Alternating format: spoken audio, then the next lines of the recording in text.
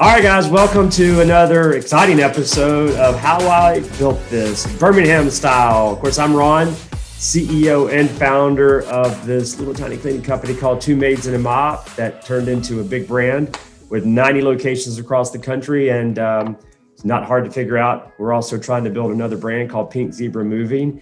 And today we have Forrest Walden. So Forrest, I've known Forrest now for several years. He and I are in a very similar industry in the franchising world. Completely two different consumer industries, but franchising, whether you sell food or cleaning services, they're all very similar. And so we've had a chance to interact, and I know his story, and it's a very inspiring, fun, I think even educational story for a lot of people. And today we have one that's going to blow your mind. It's one that I think is going to be really fun to hear, real entertaining. We've got Nick Sellers here today with us. Nick is the CEO of the World Games that are coming to Birmingham next summer.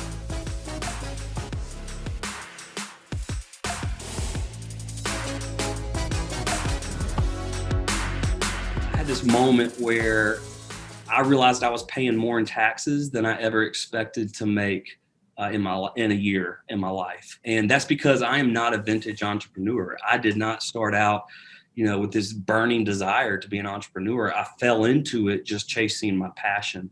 And I'll never forget when I bought that first location, that first Fitness Together, the CEO of that company, Rick Sikorsky, great mentor in my life, he handed me the book, The E-Myth, Revisited, Why Most Small Businesses Don't Work and What to Do About It. He said, Forrest, you are no longer the personal trainer.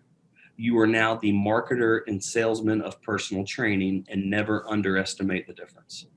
And that's a book I still try to revisit. It's sitting right over here on my desk. I still try to revisit it once a year because it's foundational to a franchise mindset of scaling yourself.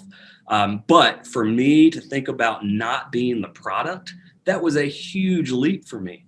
And I did everything wrong. I can remember trying to hand off my clients to my new staff who were undertrained and I didn't know how to hire, and tiptoeing out of the room and listening through the wall. Okay, laughing, it's going to be okay. I lost every one of those clients because I didn't know how to scale. So anyway, I did everything wrong. But eventually what I learned is I love the marketing and the sales and the team building, all the parts of business, just as much as I love teaching someone how to get biceps and abs. And the fact that I can do it in the industry that I love, like that's a sweet spot, because what I learned at 23, Ron, you can only tell someone to supinate their wrist at the top of a bicep curl so many times before you start to question your life. Like, am I going to be 60 years old telling people these same points? So right. I get to be involved, but I really get to think about scale and growth and in an industry. So anyway, I'm getting off topic. Why did I change? 2007, 2008.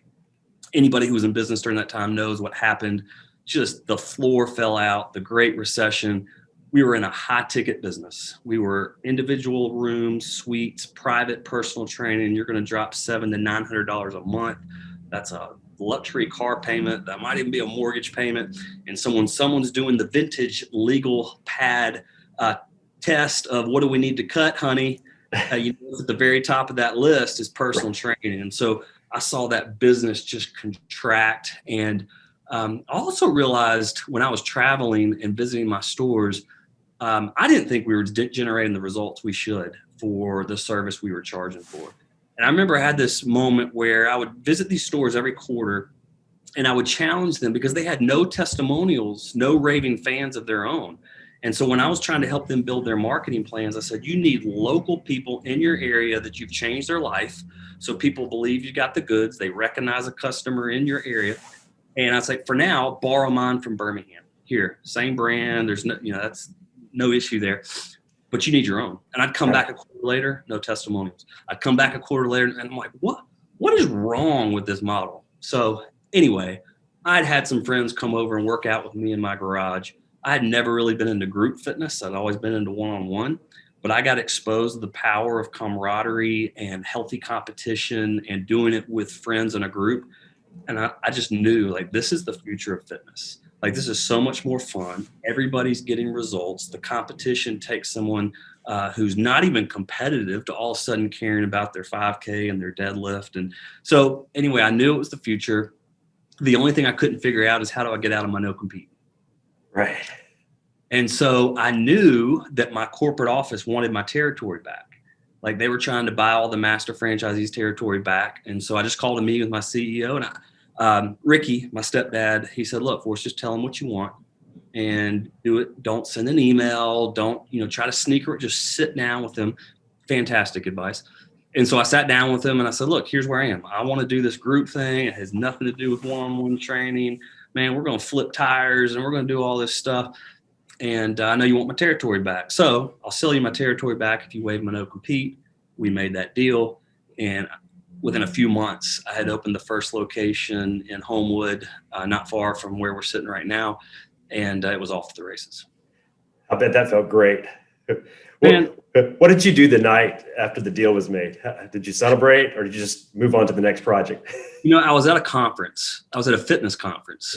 And I remember I just have this vivid, I was standing in the line to use the porta potty because there was tons of people there. And I got a call saying the deal had been done. And I remember looking around at all these trainers were at this conference that I was going to, and it was all about group fitness. And I said, look, I just remember telling myself, Forrest, there's no one in this room who has the experience that you've had, who now has the capital you have to take this model and grow it in this space. And so I wanted to franchise from the very beginning, had big goals with that. But yeah, it felt fantastic. I remember, so back to eMyth, when we opened, the first 3 months I coached.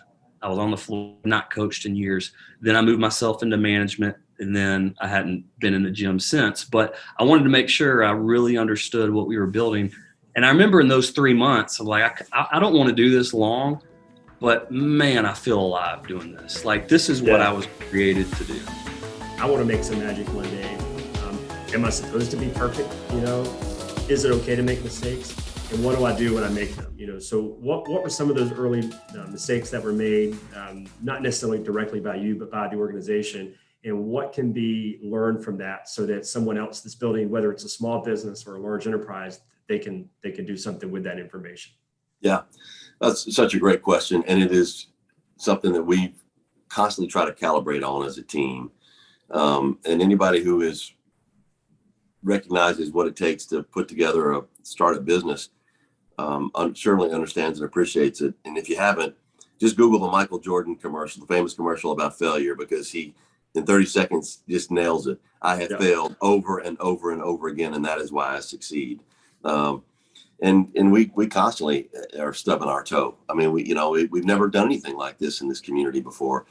So we had some early mistakes that probably set us back a little bit. And I would say one of the early ones was we did not create the connectivity to the Olympic rings. We had the ability to do so, but we really started out kind of marketing the uniqueness of these games, and if you don't have the right strategy in place, or if you're kind of shooting and you're not really sure where you're shooting at, it's hard to know if you're hitting it. And we didn't have a very well-defined marketing strategy, and it sort of diluted the World Games. People started to think, man, these sound like it's kind of a glorified field day. I mean, what is this thing? You got all these unique, interesting sports. I don't want to know if I want to go see that stuff.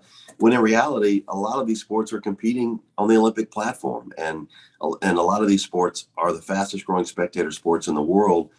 And so we needed to really create that connectivity. We missed the mark on that for probably 6 to 8 months before we hired a new firm that worked with Bruno Event Team and helped us refine the messaging around that too. And sometimes it takes focus groups and polling and things like that to really refine what it is you're trying to achieve when you know what your product is, and you really got to understand the market you're trying to sell that product into. And then you got to understand who are the competitors in that market that you're trying to take market share from, or you're trying to ensure they don't take your market share. Well, in this instance, this was not an established property. I mean, the World Games is, we're trying to take market, or at least get people to come in lieu of doing something else next summer, and recognize that this is a huge event and a can't miss event for Birmingham and for the state. And so we had to find out what are the Summer Fests doing? What are the other multi-sport events doing? Who are we competing with? We had some mistakes around that early on. Another one was we put all our eggs in this basket with NBC Sports. There was sort of a handshake deal with a wonderful guy named Peter Diamond, who's an Emmy Award-winning producer for NBC Sports.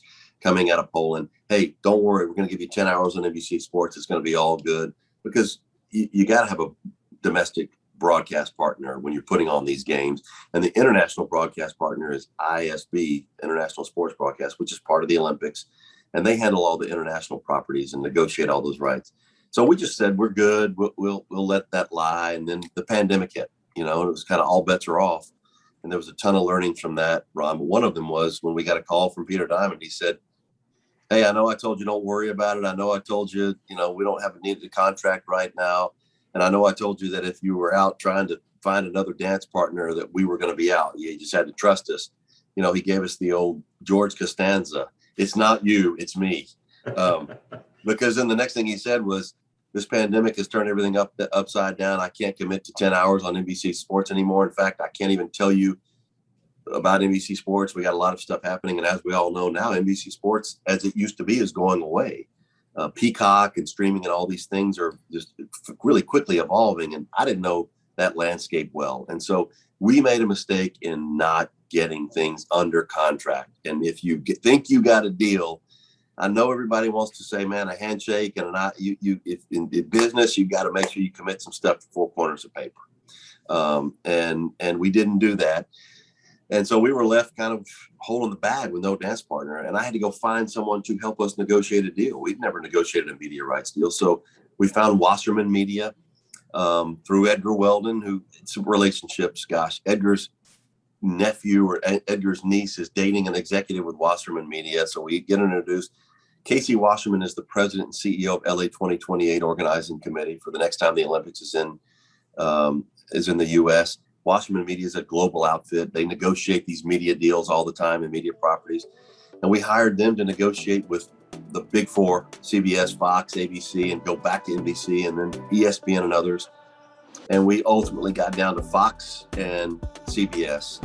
And we did a deal with CBS where, we finally got it done literally about a month ago. And that put us behind. That was a mistake.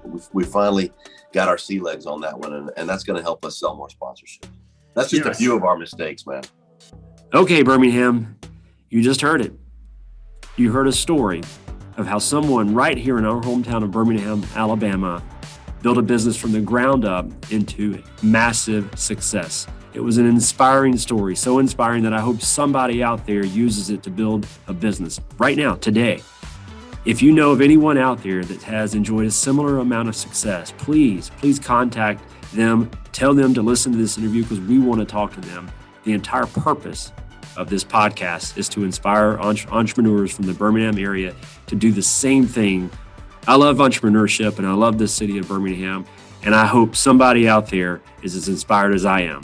So thanks for listening today. I want to give a big shout out to Jeremy Allen. Jeremy's the guy behind the scenes doing all the technical work. He has been a godsend, and his creative energy is very inspiring as well. So Jeremy, thank you. And for everyone else, we'll see you again next time on How I Built This, Birmingham Style.